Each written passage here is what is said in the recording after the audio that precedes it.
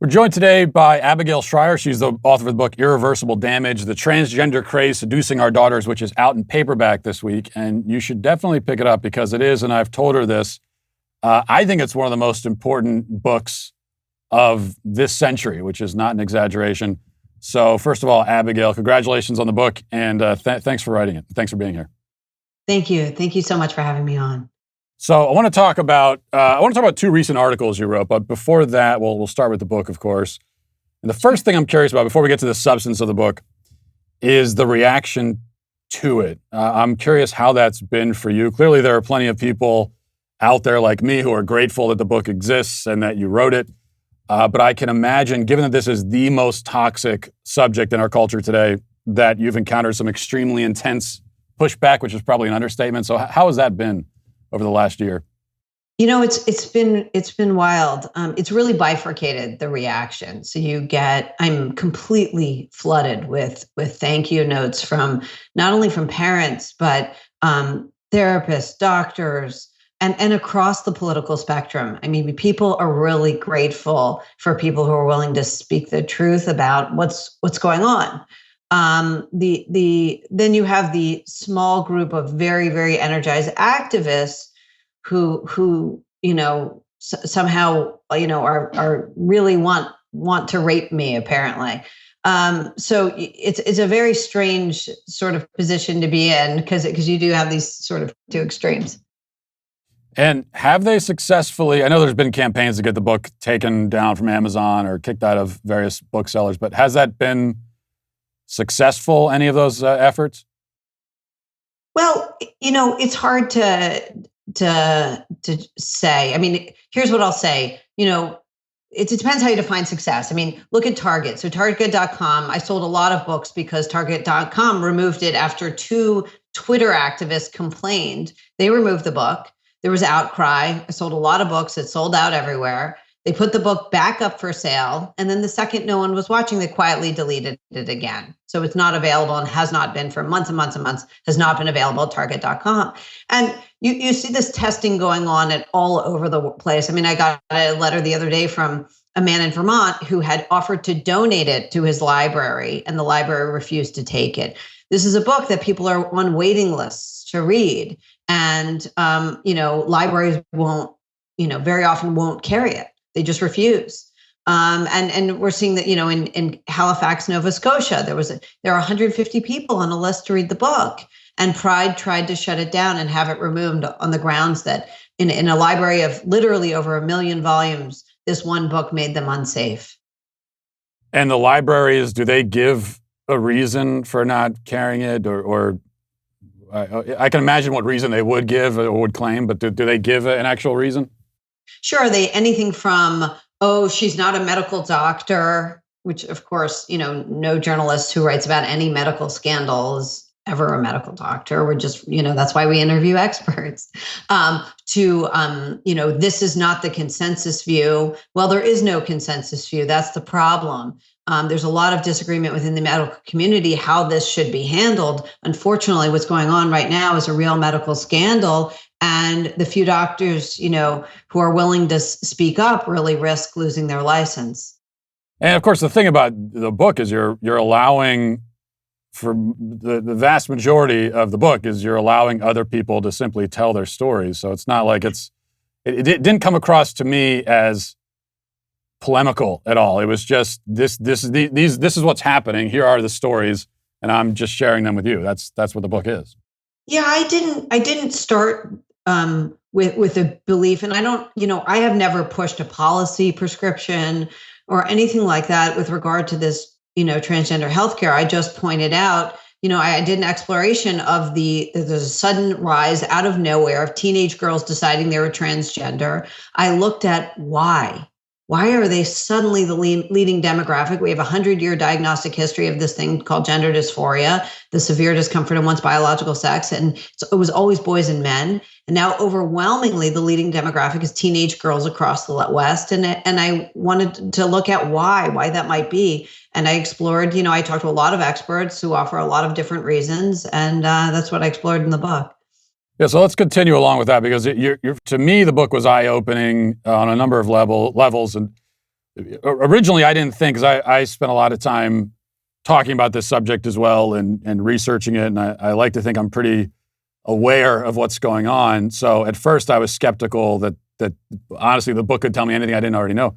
But it did actually have quite a bit that I didn't know. And the first is the most basic thing, like you just mentioned, that this is a really, especially among kids, this is a phenomenon that is affecting girls the most. I had always thought of it as a primarily male phenomenon. So can you mentioned you want to explore why girls are so susceptible. If you could summarize why that is, I mean, why are they so susceptible? Teenage girls in mental health distress, anxiety, depression, and other, anything from borderline personality disorder to other, psychological struggles have always been susceptible to peer contagion. They've always been susceptible to the idea that there's something really wrong with them, and that if they just lose enough weight, or, if they get control of these multiple personalities, or, they come up with these explanations. Sometimes they're introduced by therapists. In this case, it's all over the culture and social media. And the idea is they look to the culture to figure out what's wrong with them. And today, the answer that they're landing on is, oh, I know what the problem is. I'm supposed to be a boy. And the moment a young person says that, a young woman says that, she goes from a lonely teenager who may struggle to find friends to someone who is celebrated in her school, congratulated by her therapist, and whose doctor can't wait to start her on a course of hormones. So this is kind of, we're taking these universal feelings that all teenagers experience, especially girls, and what we have now is they're being presented with a handy kind of framework for understanding those feelings, and that's what brings them to transgenderism, basically. That's right. I mean, imagine, a young woman who, in a prior era who would be anorexic and be convinced that if she just lost enough weight, everything would be better. It's very, they latch on to because they are in real pain. This does not discount their pain. We know that rates are very high of anxiety, depression, self-harm for this generation. And they're in a lot of pain, and they psychological pain is very hard to explain to someone in a way that gets you noticed and in a way that gets you, interest and help. And what they want the affection, they want the celebration, and they want the attention. And one way to frame it so that they get those things, which I think they do need attention, they do need compassion, but the way that they're framing it is not necessarily accurate. In fact, very often I think it's inaccurate. What they have is not real typical gender dysphoria. That's what gets me when I listen to people talk, whether it's kids or even adults, oftentimes talking about their discovery that they're another gender, and you hear things like, "Well, I didn't feel comfortable in my body. I just knew that I was different," and those kinds of things. And I always think, well, yeah, but that's a pretty universal. It's real, and it's a serious thing, and it's not to discount it. But at the same time, these also sound like pretty universal human feelings. I wonder if there's any person on earth who's never felt uncomfortable in their body or like they didn't fit in. But now we just have this framework. Do you think we're at the point now where, for kids, it's looked down upon in their peer groups to be just sort of a normal person who identifies as the sex they were born with? We're at the point now where that's even where it's you would be embarrassed to be a quote unquote cisgender as a kid. So parents tell me that all the time. I see that all the time. You see parents, in detransitioners, young women who regretted their transition, talk about that all the time. On social media, these young women are constantly coached in gender ideology and told that, oh, if you feel uncomfortable, every woman goes through a period around puberty of feeling uncomfortable in her body. And she's taught, and they spend tremendous amount of time on social media. They're taught that feeling means you're transgender at a time when it's very uncool to be a straight girl who is cisgender, comfortable in her body at all. So the number of forces pushing on her to declare this identity are a lot. And as soon as she declares a trans identity or non-binary identity, the next question is, oh yeah, okay, let's prove it. When are you going to start with surgeries and hormones? So how is this happening so quickly? That's one question I get a lot. I don't feel like I have a really sufficient answer for it, but because I was in high school from 2000, 2004, and I think that wasn't all that long ago, and transgenderism as a concept existed. I think I heard of it a few times. I didn't have anyone in my school that identified that way. And we've gone from that to, in a matter of a couple decades, now we're at a point now where if you identify as just quote unquote cisgender, it's strange. So this is a rapid, extreme change in our culture. How did it happen so quickly, do you think? Well, the activists were able to corrupt many institutions. So the activists, and they are extremely, extremely aggressive, were able to corrupt both the public school system and infiltrate it with gender ideology, which teaches kids in California, they start at age 5, teaching them that only you know your true gender, not the doctor. The doctor assigns your gender randomly, but only you know your real one. And if you declare it here, it's a safe space. We don't have to tell your parents. So that was one force, but also the therapists were put under tremendous pressure to go along with this. We have conversion therapy bans in 20 states in America now, which say that if a therapist tries to convert you out of your supposed gender identity, in other words, to translate, if a therapist actually just tries to get you comfortable in your body and say, wait a second, I know you say your problem is that you were born into this body, but what about the other things we haven't explored? The therapist is at risk of losing their license. And then when I looked into medical organizations, nearly all of them had adopted affirmative care, which means it's now their job of doctors to rubber stamp the patient's self-diagnosis when it comes to this one diagnosis, gender dysphoria. So with the affirmative care laws, and how many states did you say had those? 20 states have conversion therapy bans. Okay, so and conversion therapy is if you help a boy remain a boy, then you are converting him into what he already is, which makes a lot of sense. But is it so the affirmative care? So if a child comes into the counselor and says they're experiencing confusion about their gender or discomfort, the therapist is not allowed to explore any other cause for that confusion or discomfort. They have to immediately jump to gender dysphoria and transgenderism. Is that what it is?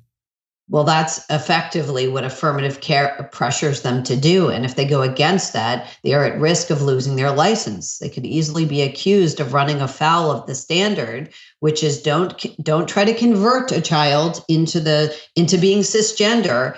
Obviously, this grew out of the anti-homosexuality conversion, process, attempts that were, historically could be quite grisly. And so they passed these laws and people unthinkingly went along with them, even though they had inserted gender identity language into the bans. Now, gender dysphoria historically was always treated holistically. It was always treated with, wait a second, I know you think your problem is gender, but let's talk about how you arrived at that. Why don't you want to be a boy? I mean, that's the kind of exploration that therapy really required. Now it's prohibited. Yeah, I confess I don't have a lot of experience with therapy, but I had always thought of therapy as sort of the opposite of affirming, because you're going in there with feelings or psychological troubles that you don't want affirmed. You want to be freed of them. That's what I always thought of it as. Right. And same thing with doctors. You never started out with the conclusion. Today we start with the conclusion. You have gender dysphoria, and then the question is, when do we start the medication? And speaking of doctors, so I think a lot of people don't realize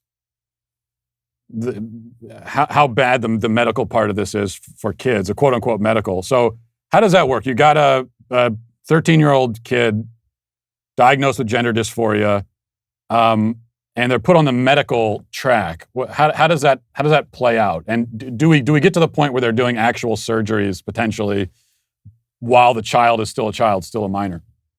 So it depends if they have parental permission, and it depends on the state. So yes, they absolutely do it on minors, the surgeries, with parental permission. Whether they can do it without parental permission varies by state. But this is an area in which, unfortunately, a lot of very good doctors who are really uncomfortable with these treatments have bowed out. And they bowed out because they know, listen, I don't want to do this. Um, we're really pushing kids to something they are very likely to regret. So the best doctors very often bow out of even doing this kind of medicine. And instead you have the most aggressive activist doctors who can't wait to make the really considerable remuneration that it offers. Do you know how young potentially the surgeries are happening? I mean, are they happening 16, 15, younger than that? Well, in California, 13 with parental permission. 13. Yeah, 13-year-old girls have have had double mastectomies. Without parental permission, you can get it in Oregon, the state will cover it and allow it at 15, but it varies by state. Have you talked to any parent? I know you talked to a lot of parents in the book. I don't remember a parent like this, though. Have you talked to a parent that actually gave their 13-year-old permission to have her breasts cut off? Have you talked to any parents like that? No, I talked to parents who were planning to do that, who were planning to go along with it. At that young of an age? Parents, in one case, it was a boy, so was planning to start on the blockers. I talked to parents who are, considering or planning to go on blockers, but I didn't talk to anyone who had agreed to remove the girl's breasts. So let's stay on the parents for a minute. And you talk a lot about, you have a chapter on parents, and then of course they're featured prominently throughout because they're a big part of the story. You highlight many parents who are blindsided by their child's trans identification, and which is a really tragic situation those parents are in. I can't imagine what it's like for them.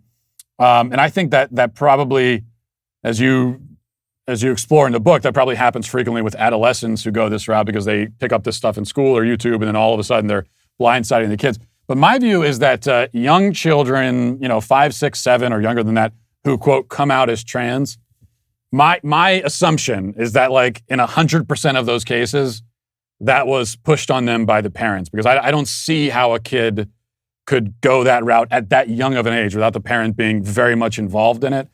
Do you think I'm being unfair to the parents with that assumption? I mean, what role do you think the parents play exactly here? So I think there are a few different parts, or a few different cases to consider. So we know that kids have had gender dysphoria. We have a very long diagnostic history. So have there been kids who said, "No, mommy, I'm not a boy, I'm a girl," from a very young age? Yes, there have been those kids without parents necessarily pushing it. Yes, there have. Now, the transgender identity, okay, that is something that is typically, and we know that it's introduced by the culture, and that's not something we ever did with kids before. I mean, they might have, had some gender confusion about who they really were, but we didn't validate it immediately. Today, it's getting validated all over the place. And it is also true that I've interviewed parents who say that their kid is transgender. And it is true that when you ask them, "Oh no, he always wore, he always loved nail polish, from the age 4." When you ask, "Well, how did he get the nail polish?" Very often the parents did supply it. Right. And why should liking nail polish be an indication of anything other than the kid thinks that looks cool, that you have paint on your hands? I mean, this is one of and I can never get a straight answer on this, but when a 5-year-old boy, let's say, says, "I'm a girl," what is that statement even supposed to mean, given that the 5-year-old boy, and I have 4 kids, they have no idea what a girl even is. It seems to me that if a boy makes that statement, what he's really saying is, if he's saying anything, what he's really saying is something like, I see the dollhouse that my sister's playing with, and I think it's cool, and I want to play with it too. Why does it have to be anything more significant than that? And I can never get a straight answer on that. So when you interview, as I have, like, the best gender therapists, many of whom have been basically run out of town. I mean, meaning like giants in the field of gender dysphoria have been canceled by the activists. But when you interview men like Ken Zucker or Ray Blanchard, Ken used to work with children, and he would absolutely push back and explore, where did you get that idea? Oh, let's talk about it. Because, he was the therapist. He didn't think the child was some sort of prophet. But today, these young children are treated as prophets. The moment that they, declare they are uncomfortable in their bodies or in their gender, they're treated as prophets. And then the question just begins. Then the next question is just, when do we start? Right. Now, I did want to get to two of these articles that you've written. The first for the City Journal is headlined "When the State Comes for Your Kids," and it's bone-chilling stuff. But I wanted to let you summarize it because you'll do a better job than me. Can you just tell us what that piece is about, and what do you mean, the state coming for your kid? So I looked at the laws of Washington, Oregon, and California because I was getting calls from parents that their custody was being threatened if they didn't go along with the idea that their troubled teens were transgender. And I looked at both what the laws allowed, in many cases really allow not only to take the case of Washington, a 13-year-old has total control of his or her mental health care, including, and this includes gender affirming care, and insurers are blocked from even sharing information or medical care with the parents. So kids of 13 and up have total control over their own mental health care. Parents don't even get to know about it. They're not even notified by the insurers. They're not allowed to be notified by doctors. And what you had was a situation, and there are these safe houses all over, which are very hard to extricate your kid from if they've shown up at. So I kept getting calls that people were losing their kids to the system who weren't bad parents. In fact, they were loving parents, desperate to get their kids back. The only thing they had done wrong was that they had failed to they had declined to affirm the kid's new gender identity, and someone in the state found out about that. It's horrific. How widespread is that? Would you consider these cases so far to be extreme exceptions, or is this really becoming an endemic problem? I think it's increasingly an endemic problem. I'll tell you why. First of all, a lot of the parents who called me couldn't even talk. I mean, I guess I profiled 5 or 6 for this article I wrote, but I was contacted by many others who said, "I'm so sorry, I can't tell you anything more about this because there's an ongoing case right now." The number of parents, there are a lot of parents in court right now fighting to get their kids back who won't talk because they're terrified. There are parents who have lost custody who are afraid that if they ever, say anything to me, that their kid will find out and then the kid will never talk to them again. So I think it's much more widespread than I was even able to include in the article. But you're also seeing, a generation of extremely woke, not only social workers, therapists, but increasingly, we're going to see doctors. We already see woke doctors. We're also going to see woke judges as these young woke people who are real gender ideologues start becoming appointed judges. And I think this is a problem that you see across the whole landscape here. When we talk about how widespread the problem is, that in so many of these areas, a lot of people affected by it can't talk about it or are afraid to talk about it because of the professional repercussions. And another great example of that, the other article you wrote for the Wall Street Journal about in the situation in women's prisons, where men are being sent into women's prisons, and there's certainly a place where these women have no voice, and they have no real way, unless someone like you comes along, they have no way to get their story out there. So can you talk about that a little bit? These are men who, if I understand correctly, and I guess it depends on the state a little bit, but they don't have to have surgery or anything, right? They not that even would make it okay, but they don't have to have surgery or anything, right? These are just men who are being put in women's prisons because they declare that they feel like women. Yeah, so I talked to the women of the Chowchilla prison, which is the highest security. It's technically called the Central California Correctional Facility, colloquially known as the Chowchilla prison.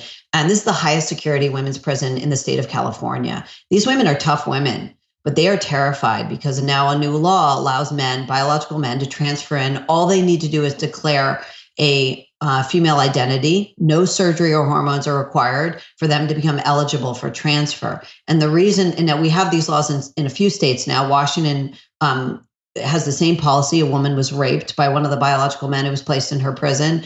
I've been in, there have even been serial rapists who are declared a female identity and were put in women's prison in the state of Washington. And the problem is even more serious and dire than than I was able to convey, because in the future, as these laws, continue to exist, right now the men are transferring into women's prison from men's prison, so we can track them. But, in laws like in Washington, where you can just change your birth certificate, and in California, where you go into the system now as a female, it will be extremely difficult for reporters to even be able to track who these men were. It will look like women on women violence when they rape and assault the female inmates.